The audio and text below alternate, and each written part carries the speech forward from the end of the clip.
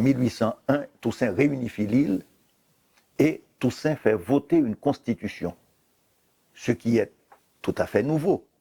En votant cette constitution, eh bien, Toussaint est proclamé gouverneur général à vie avec le droit de choisir son successeur. En fait, il propose à la France ce qu'on peut appeler une souveraineté association. À toute fin utile, l'île est unifiée sous le contrôle de Toussaint Louverture. Il reprend une politique de développement économique, il rétablit la prospérité partielle de Saint-Domingue et il a constitué une armée extrêmement efficace qui a mis en déroute les Anglais, qui a mis en déroute les Espagnols, et donc Toussaint est le seul vraiment représentant de toute l'île. Eh bien, face à cela, il y a en France Bonaparte.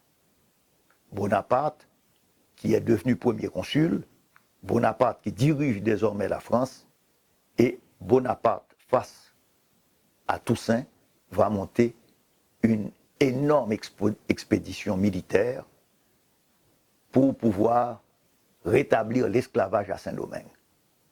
Eh bien, dans cet affrontement entre ce que Toussaint appelait le premier des Blancs et lui se nommait le premier des Noirs, il y a la base de ce que sera l'indépendance d'Haïti.